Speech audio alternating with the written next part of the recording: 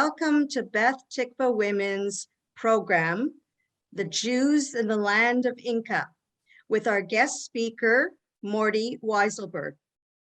My name is Adele Weinstein, and I am the president of Beth Tikvah Women. I would like to thank everyone tonight for coming, and I'd like to thank Gail Kurtzman from Beth Tikvah and all of the office staff for helping out tonight. I'd also like to thank my executive for helping to plan this program, and especially to Trudy Sassoon and to Gloria Pincus. There will be a question and answer period at the end of tonight's program, but until that time, please stay muted. And now without further ado, I'd like to introduce Trudy Sassoon. Thank you, Adele. A little bit of a repetition here. Welcome to the Jews in the land of the Incas. The first Jews and Jewish converts arrived in Peru at a time that it was a Spanish colony. Beth Tikvah Women is pleased that so many of you are able to join us this evening as our guest, Morty Weisselberg, shares the history of the Jewish immigration to Peru and then that of the modern Jewish community based on his own personal and family experiences. Morty will answer your questions after his presentation.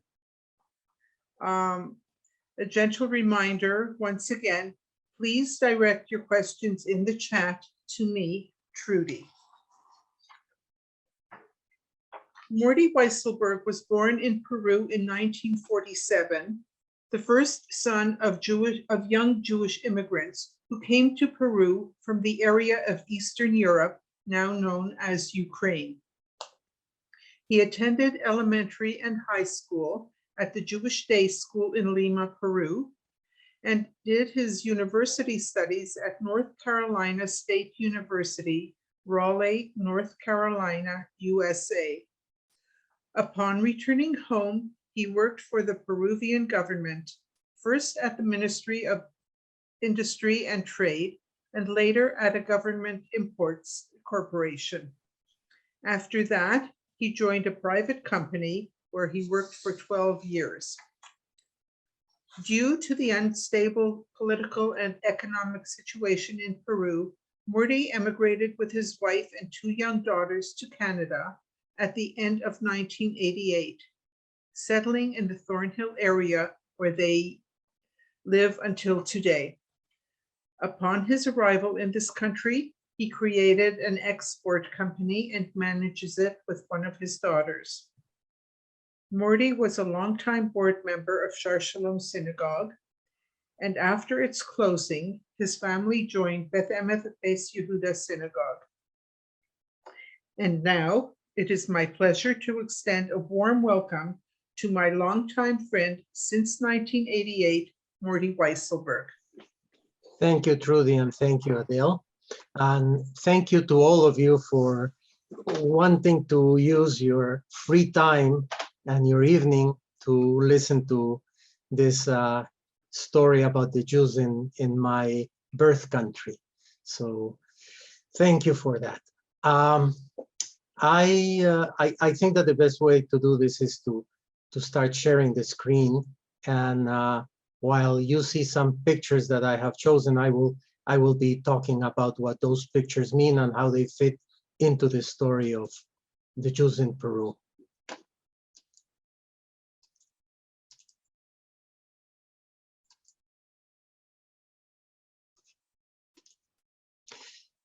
The story of the Jews in Peru starts really in Spain about 1380 or so.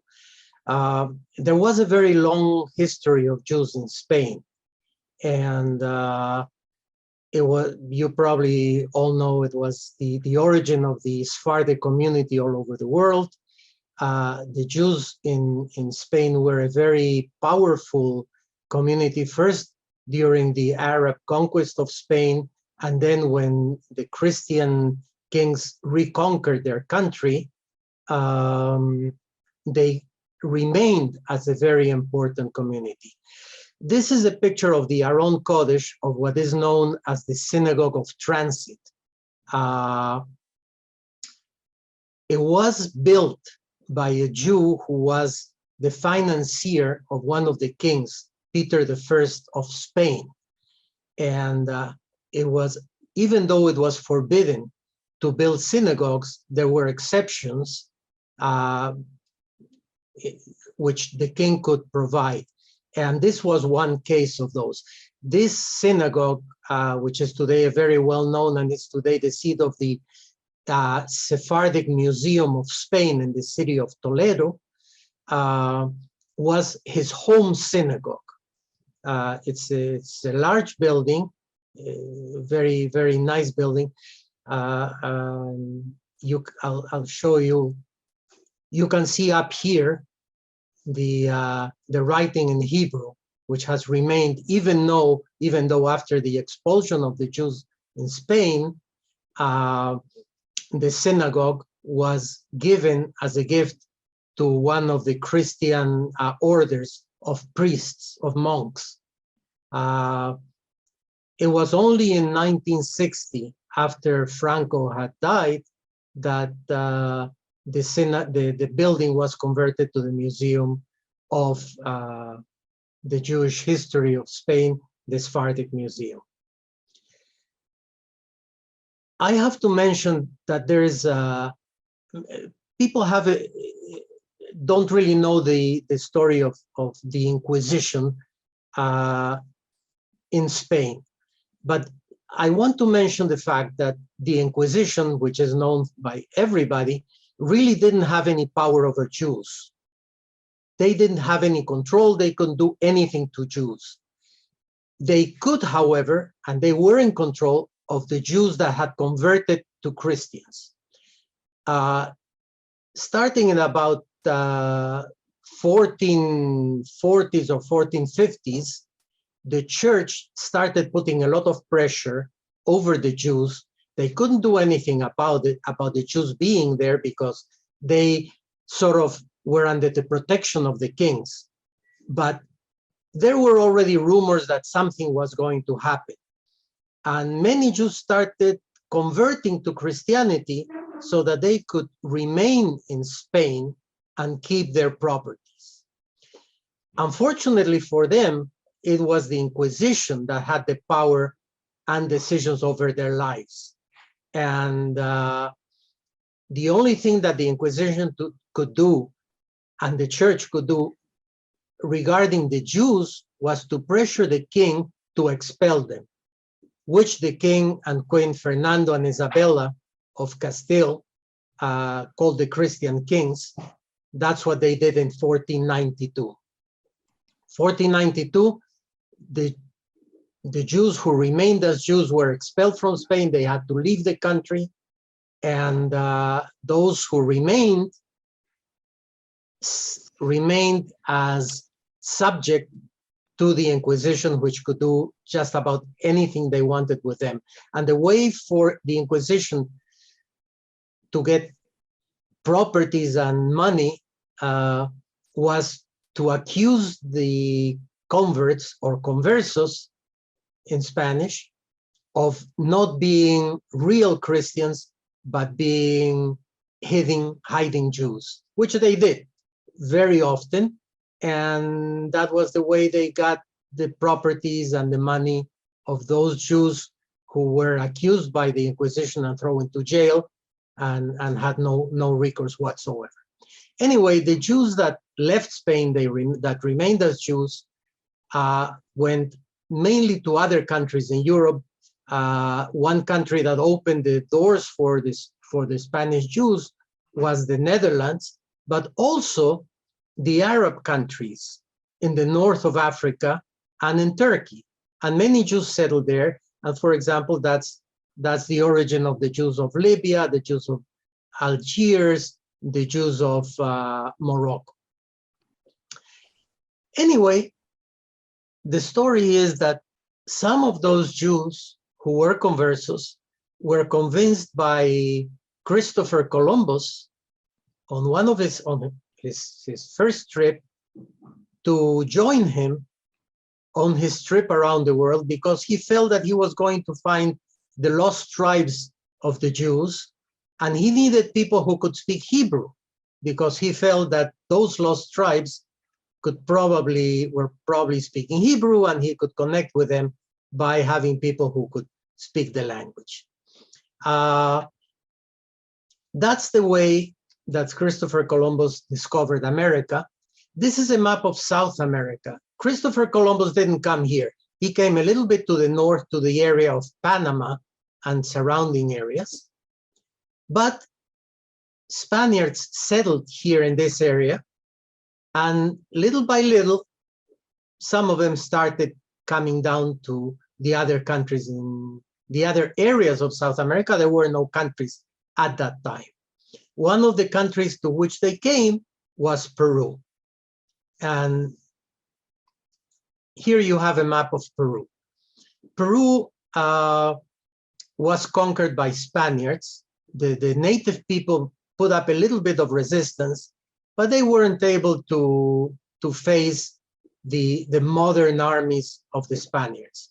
So the Spaniards took over the country, they settled there, and the Spaniards, unlike the British conquerors of the New World, had a different idea about mixing with local populations. So the Spaniards that came to Peru married, in many cases, high-class Indian princesses and princes. And there was a mixture of cultures that ended up in the Peruvian population being really open to immigrants in general.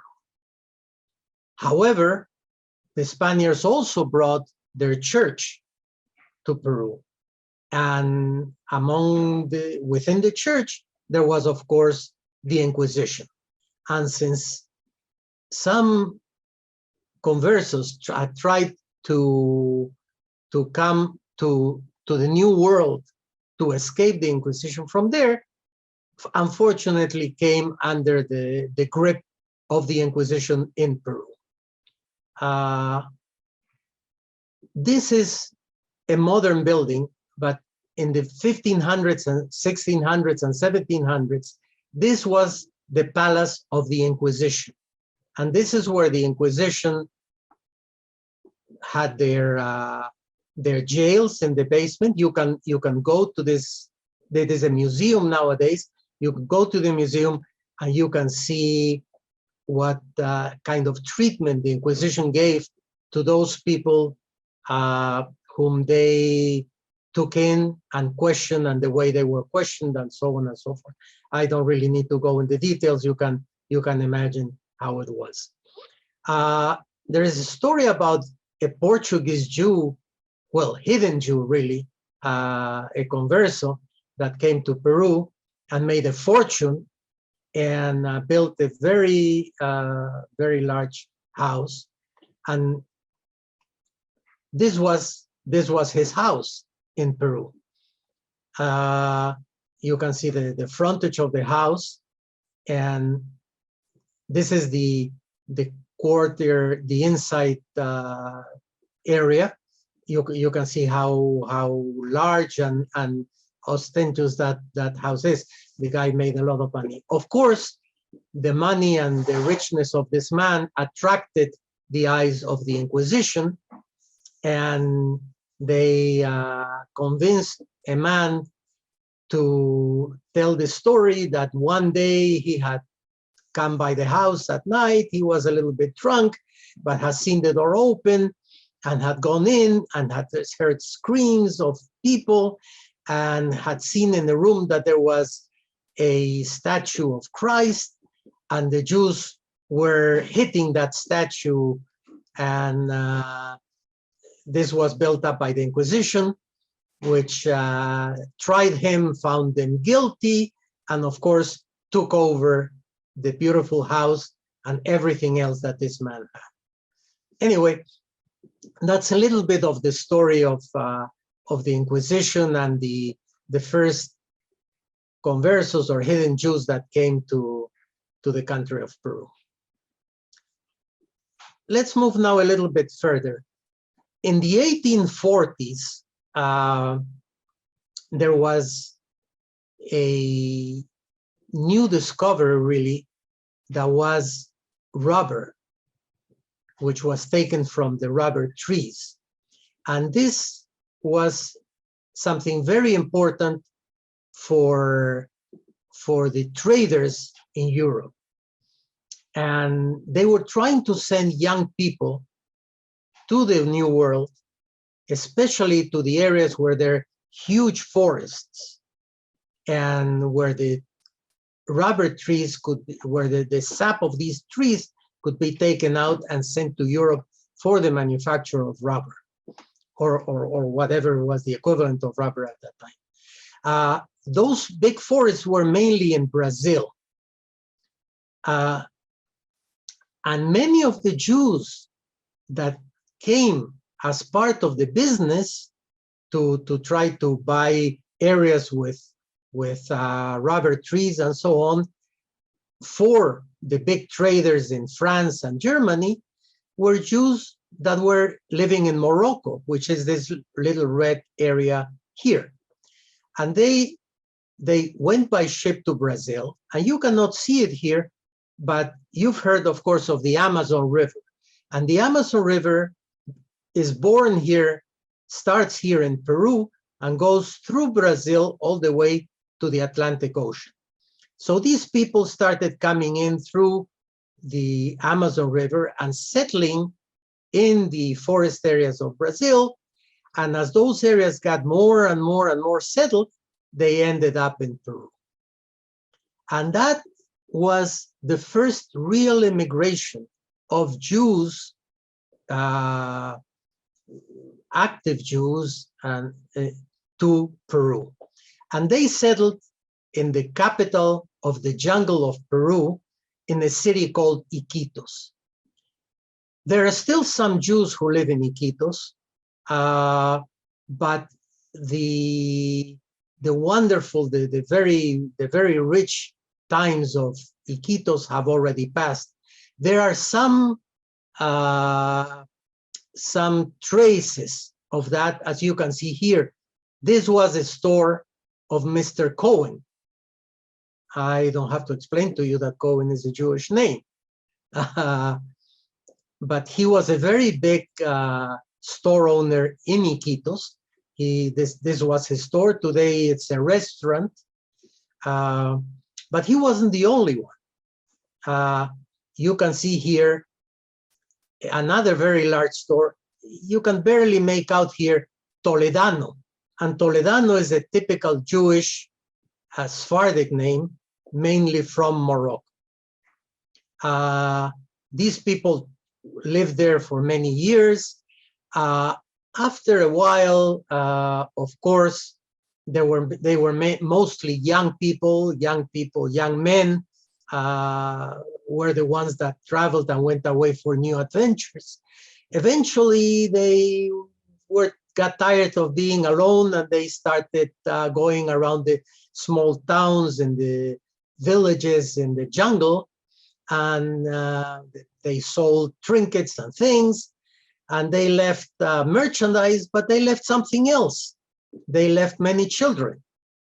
And today in the jungle, in the small towns in the jungle, you have many people who are totally native, but have Jewish Sephardic names, Moroccan names, like Abekis and Abensur and so on and so forth. Anyway, eventually many of these people, as always, passed away, and they had to be buried. And so a cemetery for the Jewish people was created. This is the Jewish cemetery of Iquitos, that city that I mentioned that was the capital of the jungle. You can barely see it, but back here there is a fence that separates the Jewish cemetery from the Christian cemetery.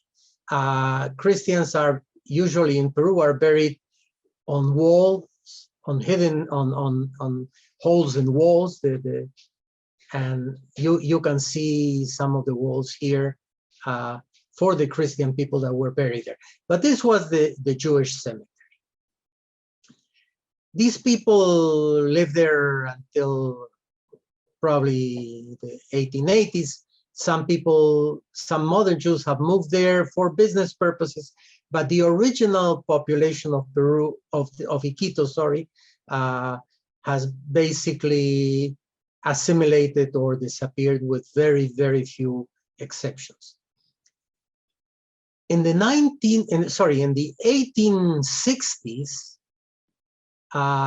Jewish traders from Germany mainly and from France, from the big trading houses, Rothschild and Brodsky and others, had started trading in minerals. And by that time, Peru had become well known for the production of minerals, especially silver.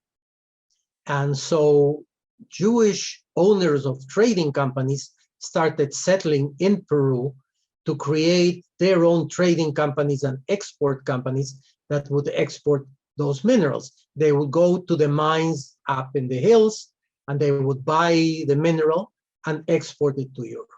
These were already not adventurers. These were people who were very well settled, people with fortune who came to Peru. And I have a couple of examples of people. This, for example, is a couple. This family was called the Altman family, Altman.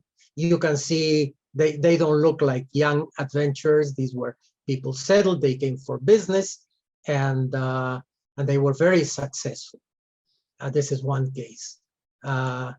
Here you have another case. This lady, her last name was Mrs. Zender, and she was originally from Germany. And she came with her family to Peru, and they were also very well off. I wanted to mention her because her husband was one of the founders of the first formal Jewish community in Peru, which was the German community, the Yeke community, if you want, in Peru. Many of the descendants of these people assimilated, and one example that I can give you here is this lady is the granddaughter of the woman that I showed you in the previous picture. Her name is Gladys Zender, and she was the first Peruvian Miss Universe. In 1957, she was crowned Miss Universe, and she's been the first and only Peruvian that got the title. But by that time, she had already, the family had already assimilated, and her father had married a non-Jewish lady, and she was Christian. As a matter of fact, after she was crowned Universe, the first thing that she did, she went to the church of her family to give thanks for being crowned. In the 1860s, 1870s, there was no Jewish cemetery in Peru. So the Jews had to be buried in the British cemetery. They didn't want to be buried in the Catholic cemetery, but the Protestant cemetery didn't sound so bad. And the Protestant community in Peru accepted Jews to be buried in their cemetery. This here, you cannot see it very well, but maybe you can make out some of the Hebrew letters on the tombstone. This was the first Jewish woman that was buried in the British cemetery in Peru. Her name was Fanny Davis Meyer. She was married to a man by the name of Isaac Meyer, and her tombstone is written in Hebrew and in English because she was a British subject.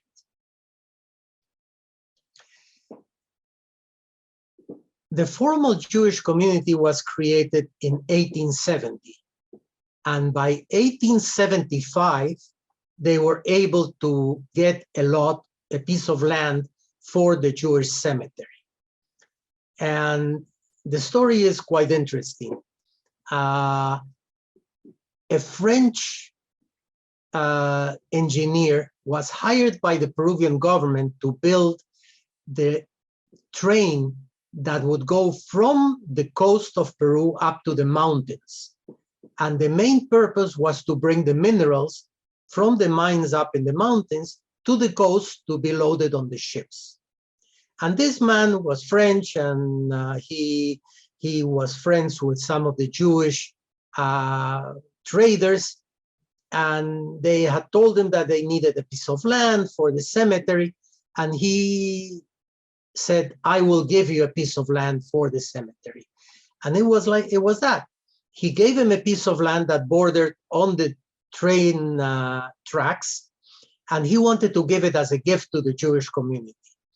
But the leaders of the Jewish community told him, and this is written in the document of the cemetery, the initial document, they told him, just like our father Abraham purchased the cave of Machpelah to bury his wife and his descendants there, and he didn't want to take a gift from Abimelech, we don't want to take a gift from you. We want to be the formal owners of this piece of land. And they settled at the value of 1 sterling pound for the land. And that's the deed. The deed is in the German Jewish community, or what is today the conservative Jewish community. And it says that the land was purchased from Mr. Meigs, that was his name, for the value of 1 sterling pound. And this is the plaque, the foundation plaque of the Jewish cemetery in Peru. The community was created in 1870, and the cemetery was inaugurated in 1875. And you can see here, of course, the Star of David, the name of God in there. It's written in German because the community was a German community. And if you look down here, you can see, these are all the names of the board of directors of the community. And here you can see the names of all the families that were members of the Jewish community at the time.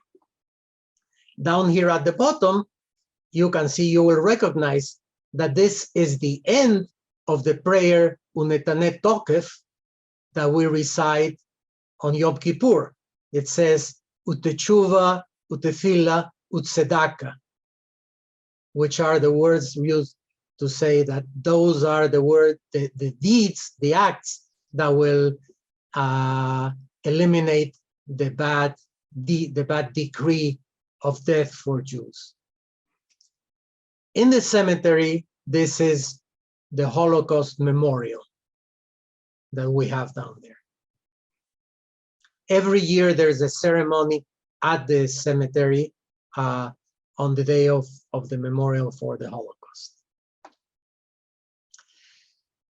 Anyway, many of these people of the German and French members of the initial community eventually also assimilated. And when I belonged to the Jewish community there, I'm not going to call it the pleasure, but I was in charge of burying the last person that remained Jewish, which was part of this community. It was a lady who lived until being 90 years old. And when she had left a message with the people who took care of her to call us when she died so that she could be buried in the cemetery, in the Jewish cemetery. And I was the chair of the Hevra Kadisha, because we don't have, and still don't have, funeral homes in Peru. Each one of the communities has its own Hevra Kadisha. Anyway, I was the chair of the Hevra Kadisha of my synagogue at the time. And when I arrived at the house of this lady, I found myself in the room where the coffin was laid in the center. There were flowers on it. but the room was surrounded by not monks, by what, I'm sorry, I don't remember the women monks. What do you call them? Anyway, you know who I'm talking about. Nuns. Nuns, right? She was surrounded by nuns. One of the nuns, I suppose the head nun, asked me if she could join us to go to the cemetery for the burial, and of course I said that she could, and we performed the service at the cemetery, and it was a service in Hebrew, and parts of it were translated into Spanish for the nuns' benefit. Anyway, around the 1910 came the second formal wave of Jews into Peru, and these were Sephardic Jews. Sephardic Jews that had left Spain in 1942 and had emigrated to other countries. Most of the Sephardic Jews that came to Peru, unlike Canada, they did not come from Morocco or North Africa. They came from the area of Turkey, Greece, and what is today North Macedonia.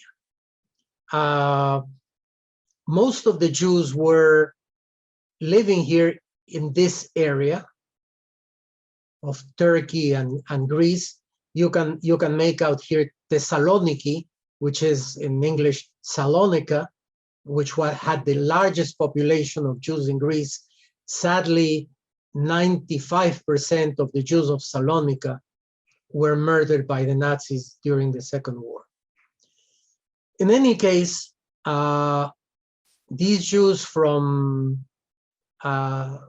Greece and from Turkey came to Peru, escaping the civil war in Turkey, and Greece was part of Turkey at the time. And the reason they came to South America was because they spoke Ladino. And Ladino really means, in Old Spanish, means Latin, which was the origin of the Spanish that was spoken in Spain in the 12th, 13th, 14th, 15th century, and which was a language that these Jews took with them, just like the Jews in Europe took Yiddish with them. These people took the Ladino language with them. Since Ladino was very close to Spanish, they chose to emigrate to South America, where they knew, of course, that Spanish was spoken. Our life would be easier for them. And I can tell you another little anecdote about this. A gentleman by the name of Henry Levy, or Enrique Levy in Spanish, had come from Turkey to Peru, and he wanted to bring his mother. He had come to Peru with his wife, and they had children there. When his mother became a widow, he wanted to bring her down to Peru. At the time, there were no ships coming directly from Turkey or from that area to the west coast of South America. They came to the east coast of South America. So the people that came to Argentina, to Buenos Aires, and from there, they had to come by car or by truck or by bus to Peru. So this gentleman left on a 2-week trip from Lima to Buenos Aires to meet the ship that his mother was coming in. When the mother arrived, she started coming down the stairs of the ship, and all of a sudden, all of the workers at the port, she heard them speaking in Spanish, and she saw the son, and she started screaming, "They're all Jews, they're all Jews." And the reason was because she heard Ladino. She figured that anybody who spoke Ladino or something similar had to be a Jew. And so she thought that all of those people were Jews because they spoke Spanish. So that's an anecdote that I heard from him. He was a good friend of my father's. These people settled in Peru. They started businesses, and they created the Sephardic community of Peru, and by the 1920s, they had organized well enough that they sent a group of people to the port of Callao, which is the port of Lima, every time that the ship was arriving, to see if there were any Jews coming with that ship and to help them settle in the country.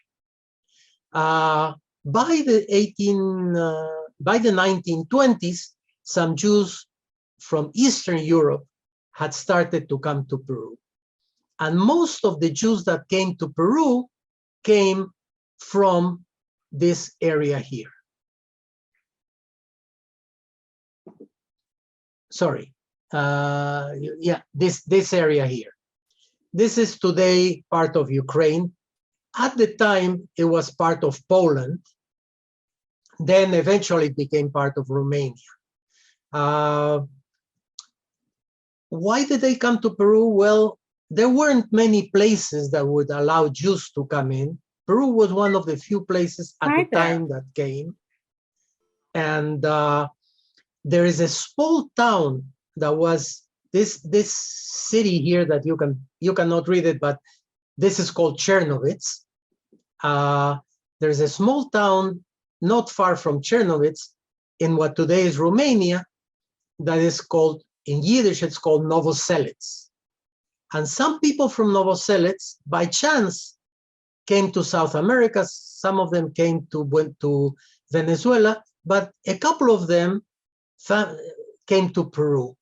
And they found a good place to live. They started writing letters to their friends and family back in Novoselets. And in the end, about 80% of the Ashkenazi community of the time were people who came from this town of Novoselets. My family doesn't come from there. My father's family comes from Chernovitz, and my mother's family came from a little town west of Chernovitz, from the Carpathian Mountains, that's called Sniaty. Today it's all Ukraine. Why do I mention this? I just mention it because the Jews in Chernovitz were secularized Jews who spoke German. They didn't speak Yiddish.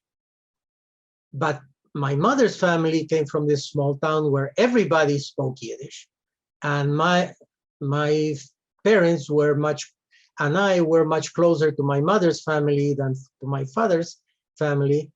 And when I was born, my first language was Yiddish because of that. So, sorry. Anyway, that is the story of where the Jews of the Ashkenazi community came from. They settled there, and they started, like most Jews in every country, by going door to door selling cloth. And you can see here the picture. This is a book that was published by the Peruvian Congress in the anniversary, in the 1970, in the anniversary of the creation of the Jewish community. And the pictures of it is of a gentleman called Chaim Goldenberg, and the picture is of him in one of the towns in the north of Peru with his pieces of cloth, ready to go door to door to sell the cloth and make a living for himself and eventually for his family. Jews moved all over Peru. And here you can see a picture of some Jews. You can see these two people have riding clothing. I think you can make it out. And they were up in the mountains visiting a gentleman that had his home there. But they used to go by horse to the little towns and also sell trinkets and things and stuff like that. These are two of the people that travel to those small towns up in the mountains. And when I'm talking about mountains, I'm not talking about small mountains, maybe 2,000 feet, 3,000 feet, but mountains that are 14 and 15,000 feet altitude. And I have been able to experience that because I've been there for business too. This gentleman here, he was very dear to me. His name was Josale Rosenbach, and he was a very good friend of my father's. He was the gabbai of my father's shul when he ended his travels around the country and settled in Peru, started his own store, and he was the gabbai of one of the shuls in Peru. I should mention now that, as you know, Jews find always ways to fight among themselves. And in addition to the German shul, the Yeke shul, and the Sephardic shul, at one point, even though the Jewish community was very small, there were 5 Ashkenazi shuls. And the 5 Ashkenazi shuls were there because, of course, some Jews would not go to the shuls where somebody else was praying because they had a fight with them or had other ideas, and they created their own shuls. So there were 5 shuls, 5 Ashkenazi shuls at one time. Just so you get an idea, the highest number of souls, not families, persons in Peru, Jewish persons in Peru, was in the late 1970s, and that was only 5,000 people, including German Jews, Ashkenazis, Sephardic, conservative Jews, 5,000. But at that time, 5,000 Jews had to have 7 synagogues. Anyway, this is a picture of my grandparents on my mother's side. I came from a secular family. You can see they don't have any Jewish garb. In my family, you wouldn't have seen anybody with a kittel or with a kippah or with tefillin on a regular day.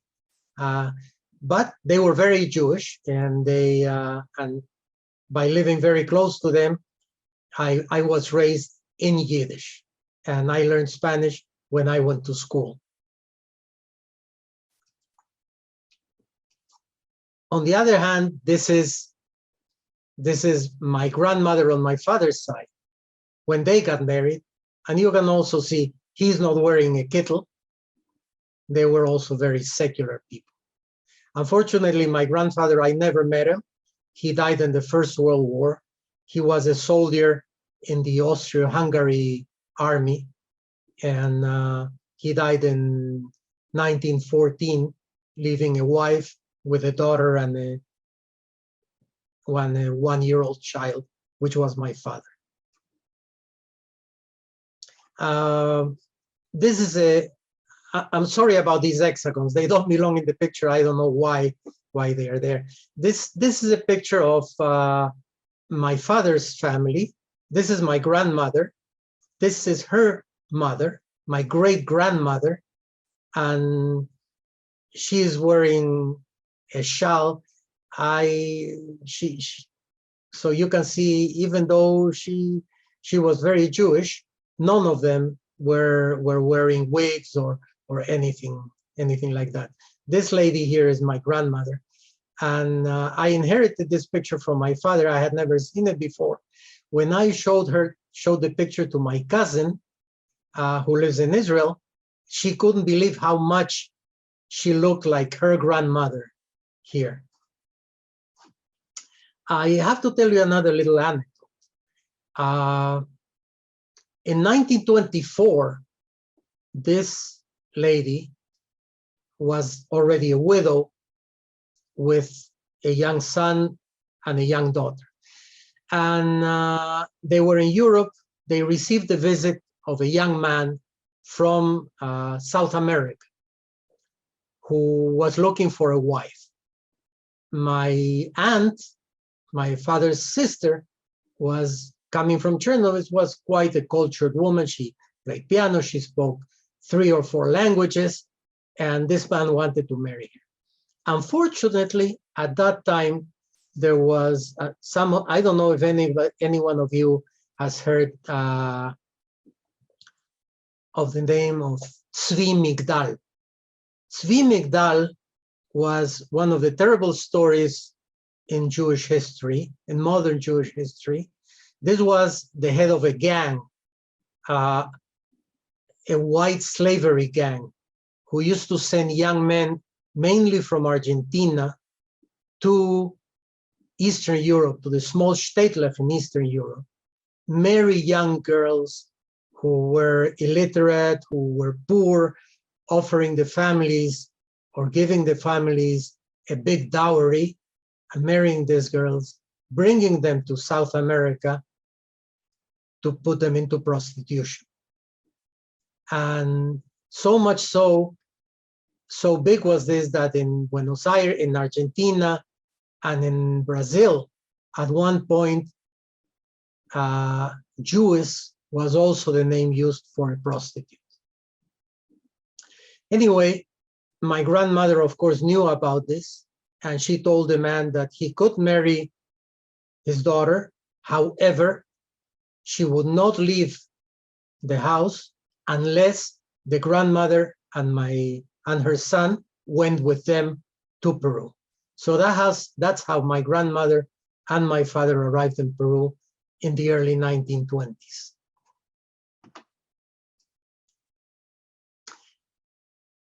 By the 1940s, late 1940s, the community was already settled. They had a newspaper, which was called in Spanish, Nosotros, which means we. And this newspaper needed to be financed. And you know, newspapers get their financing not from the subscriptions, but from the ads. And this is a page of one of the ads. And why do I show it? You can see here, and you can read Banco Italiano Lima, Italian bank in Lima. And you can read here, if you can read Yiddish, you will see that it says Geld überschicken nach Polen, Romania, in Palestine. Money sent to Poland, Romania, and Palestine. Now, from a bank, this would not have any special meaning. But this bank was the Italian Bank of Peru in Lima, and the main shareholder of this bank at the time was the Vatican. So the Vatican was advertising in the Jewish newspaper in Peru in Yiddish. This is another little page from that newspaper. This is when the Jewish school was inaugurated in Peru. This was in 1947, 48 or so. And this ad here is the ad for the inauguration of the Jewish school in Peru. And it was going to be the school for the whole community. But of course, since we are Jews and we have to have differences of opinion, you can see here another ad for another Jewish school, which was the Jewish school of the Beitar.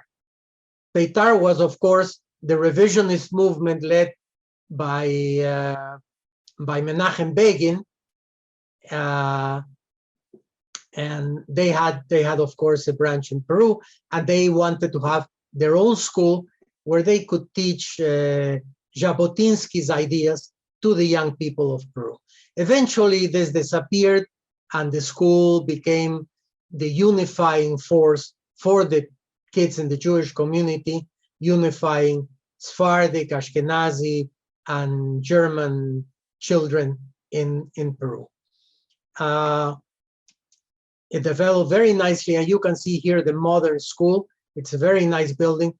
You cannot see it here, but this front has is covered with Magen Davids in the school. I have another anecdote, and if I hope I'm not boring you with anecdotes, but when the Sephardic community celebrated their 75th anniversary of its creation, that was in 1985, they made a video where they interviewed a number of people from the Jewish Sephardic community. And among the Sephardic people that they interviewed little children in school. And one of the questions given to the children was, what is your favorite Sephardic food? And what one of the children, and this is in the video, answered gefilte fish.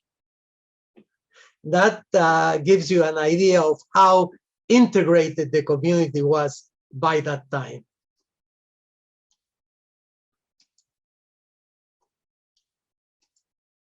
This was a celebration of the Peruvian national holiday in Peru, which is on the 28th of July. We in the school celebrated this holiday, and this was sort of a meme of the country, this girl, these were people who were in my class, and that's why I have the picture. This girl was the representative of the nation. I was the representative of the native people together with her. This boy was a representative of the Spanish population, and this girl was representing the modern population of Peru. In 1952, Peru established formal relations with Israel.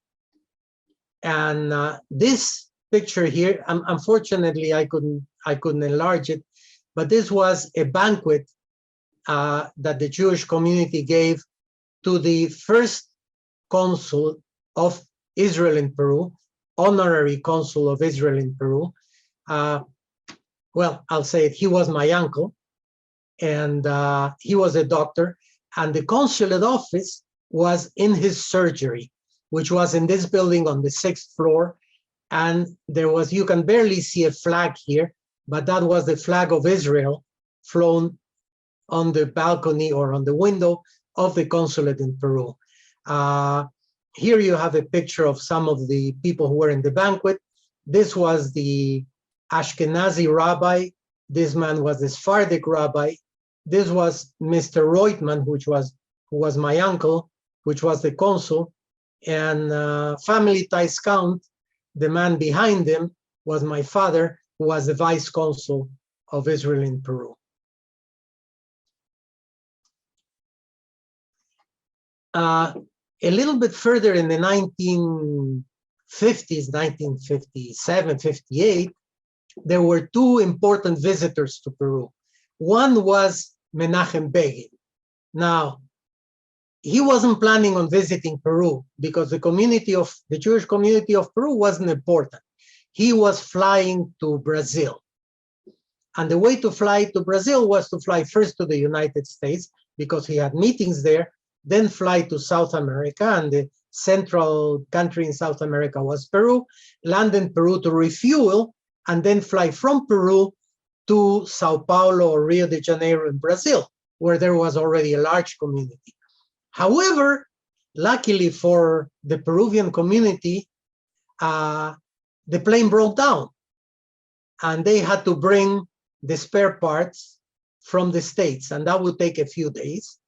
So the Beitar took the advantage to invite the whole community to a meeting with Menachem Begin, and that's how Menachem Begin made his first and only visit to Peru in his life. Another important visit, not with Begin, of course, but separately, was Golda Meir. And she came to visit specifically Peru as part of a trip around the countries of South America. She stayed a few days in Peru. One of the visits that she did was to our school.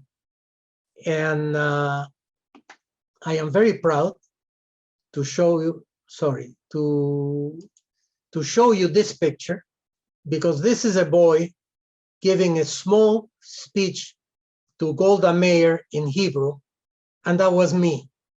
I was the lucky one to do it because one of my uncles was also a teacher in the school. He was a Hebrew teacher, and he chose me to give the speech. I've been asked several times if I remember what I said.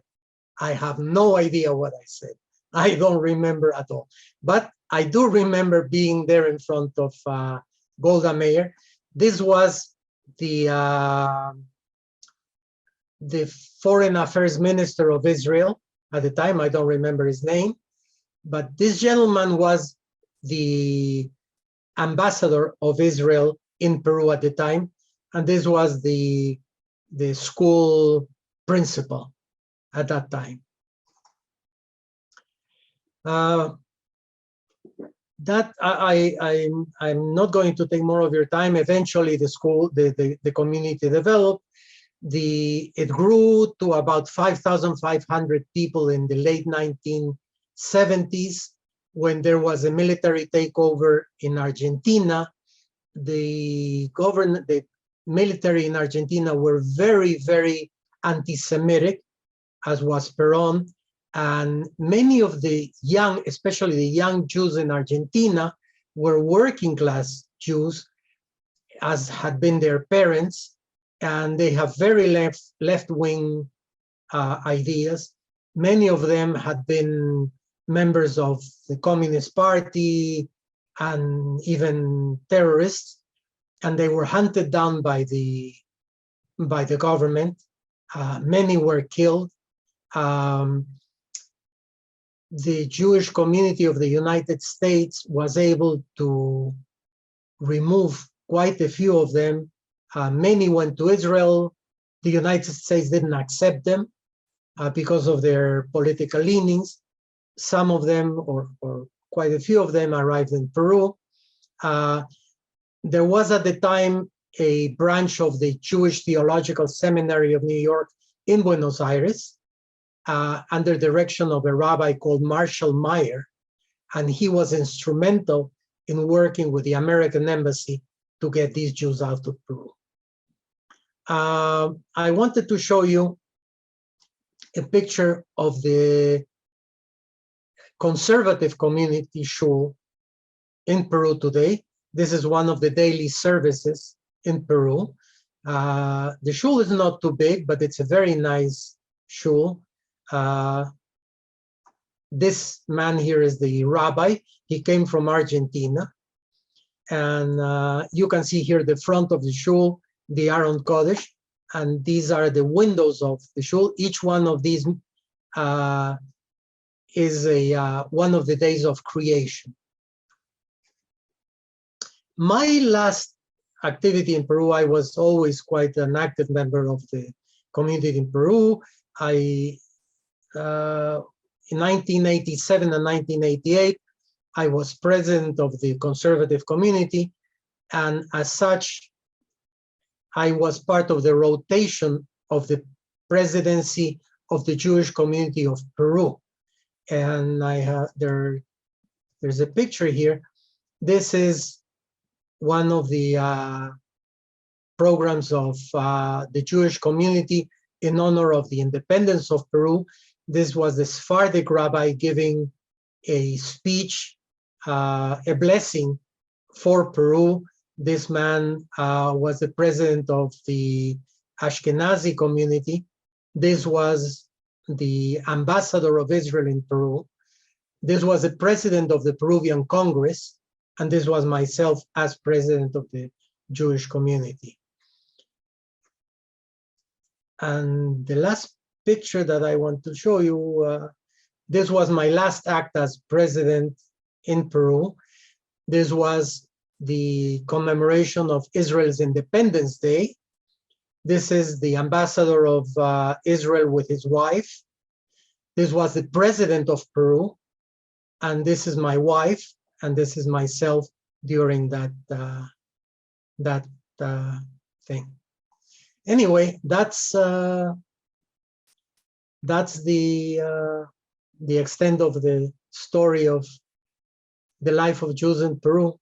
So, if you have any questions, I'll be happy to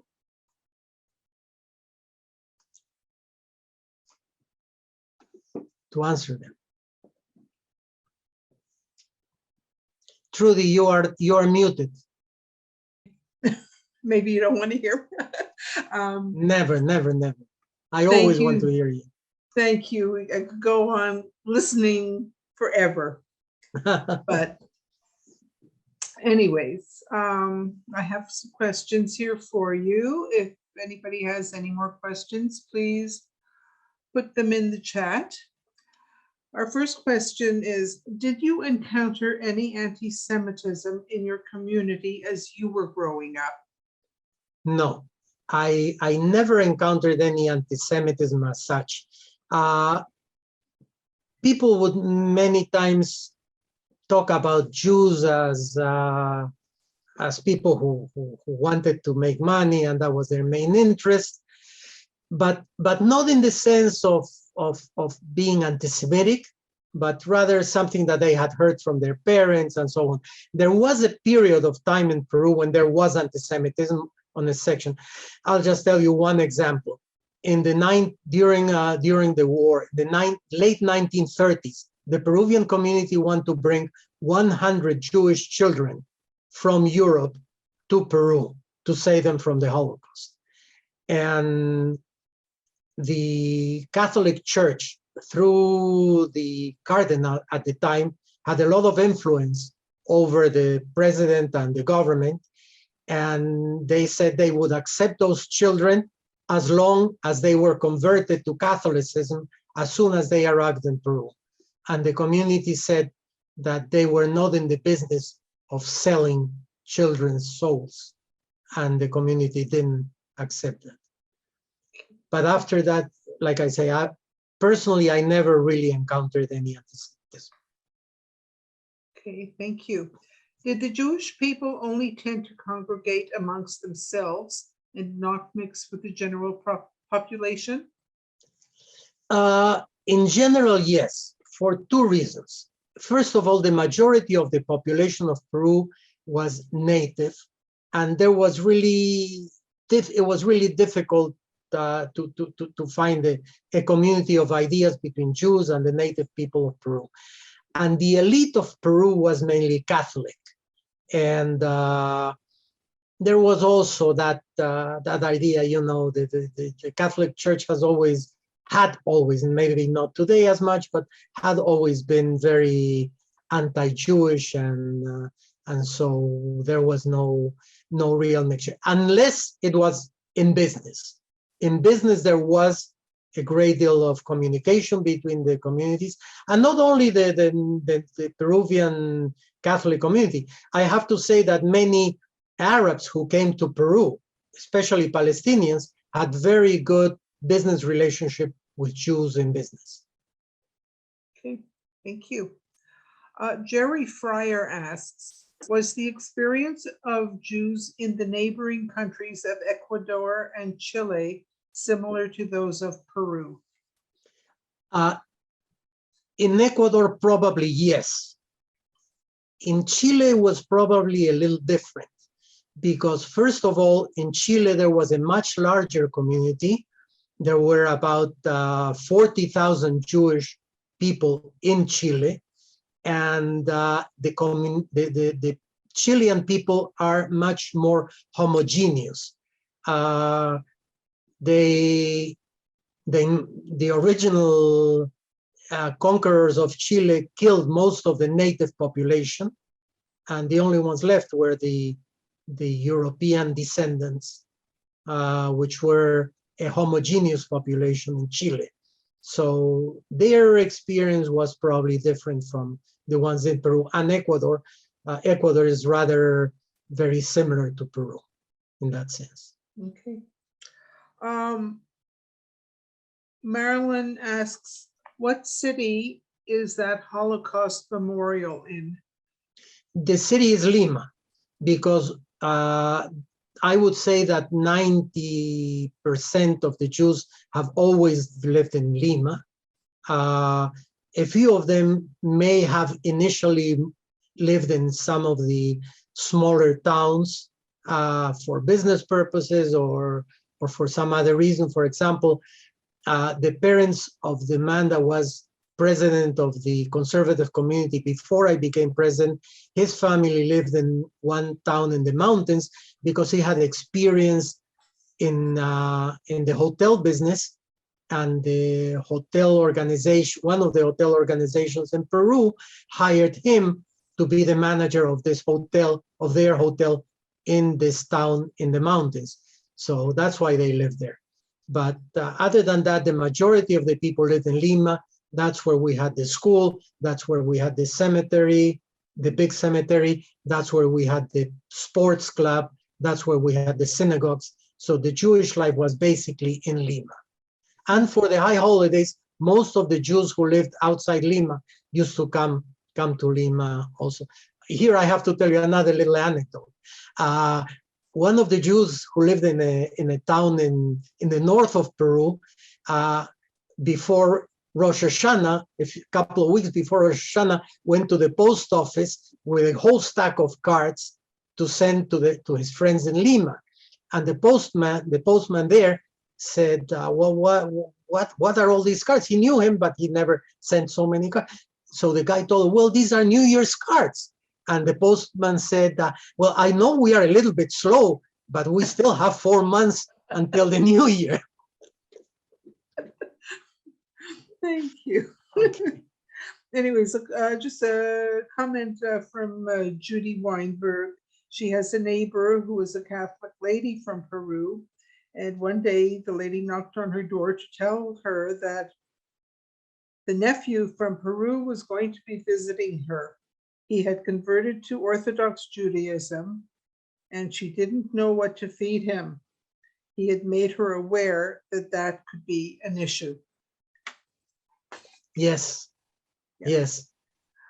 Unlike Peru, the choices here in Toronto are huge, and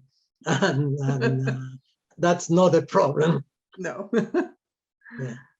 Marilyn Cohn just mentioned that there's a book called The Third Daughter by Talia Karner. It's about the Jewish brothels in Buenos Aires. Yes, yes. There was, as a matter of fact, there was not only the Jews, the women who sadly fell into that business, and it was not the women who moved it, but it was the men who forced them into that. But eventually they formed a community. They had their own synagogue, their own cemetery, because the community didn't allow them to be buried in the cemeteries there. Eventually, when these women grew older and they didn't, I don't want to use this language, but I don't know how else to say it. They didn't attract customers. The pimps sent them out to other countries, including Peru. And the situation was a little bit different in Peru. They were, when they passed away, they were buried in the Jewish cemetery, although against the wall, in the back wall of the cemetery, but they were buried in the cemetery. Okay, you're all over 21, I can tell you this. The non-Jewish population and some of the Jews who frequented these brothels, where these women were, used to call them the French women, because they thought these women spoke Yiddish among them. But for the native population, that sounded like French. So that's why they called them the French women. And I once met one of these ladies who had gone up in the scale, and she was the manager of one of these brothels. And I remember speaking in Yiddish with her. Okay. Are there any original Incas left in Peru? Not Incas as such. The descendants, yes, especially in these very small towns up in the mountains. But even though the Inca Empire is very well known and all that, I have to tell you that the Inca Empire as an empire lasted only 100 years. Before that, there were many different tribes. And the Inca Empire, which was started in Cusco, was a warrior nation that conquered the others. But they lasted only 100 years, because by the 100th year, they were conquered by the Spaniards with the help, I must say, with the help of the other tribes, or the remains of the other tribes, which still hated the Inca tribes because of what they had done to their ancestors by conquering them. Okay. Doug Chodos, if I pronounce it correctly, said that he has studied at the conservative synagogue twice in the past. Nice, nice. Yeah. Okay, now,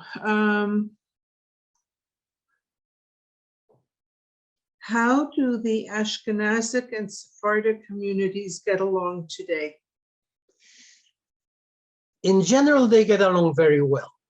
The conservative community and the other communities have a problem because the conservative community performs and allows conversion. And that's a sticking point, especially with the rabbi of the Sephardic community. I have to mention, though, that the Sephardic community has lost a lot of young people who have married girls who have converted to Judaism and have become members of the conservative community. Okay, I don't know if some of this has been covered over the next couple of questions. How were the Jews treated in Peru? I'm sorry? How were the Jews treated in Peru? In general, they were treated very well. There were no, other than at the time of the war, when there was large German influence, other than that, they were always treated very well. As a matter of fact, there was one of the presidents of Peru, his wife was Jewish. When this man left Peru for a visit to the United States for a couple of weeks or 3 weeks, the vice president took over as president, and he was Jewish. And as a matter of fact, he was a member of the conservative community. He was a member of my board of directors. At one point, the prime minister of Peru and foreign minister were Jewish. Isaac Goldenberg was his name. And when he swore the position, all of the ministers swore on a cross. When he swore, they took away the cross and he brought a chumash for him to swear. And this was on television. So no, there was no problem in that sense. Okay, and now just the last one, I think probably from somebody who came a bit late, so you just quickly go through. It's a three-parter. How many Jews in Lima, Peru? Was the conservative synagogue in Lima? And when did you arrive in Toronto? Okay. I said already that the most Jews that were in Peru were 5,500 approximately. Today, there is between 2,000 and 2,500 souls. The conservative synagogue, like all the other synagogues, is in Lima. And I arrived in Canada in November 14th, 1988. Thank you, Morty. I think that's it. I think we'll turn the floor over to Gloria. Unmute You're yourself. muted, Gloria. Oh, there we go. Thank you very much, Morty. We don't even know how to begin to thank you for such a short period of time covering so much of this history that was just delightful. Your knowledge and all the little anecdotes that you please don't apologize for, because they were beautiful. Help to add to the enjoyment of your presentation. So it gives me great pleasure to tell you that on behalf of Beth Tikvah Women, we are making a very generous donation in your honor to Beth Tikvah Synagogue, and the funds are allocated specifically to deeds of chesed. So thank you so much for a lovely evening. We really enjoyed it.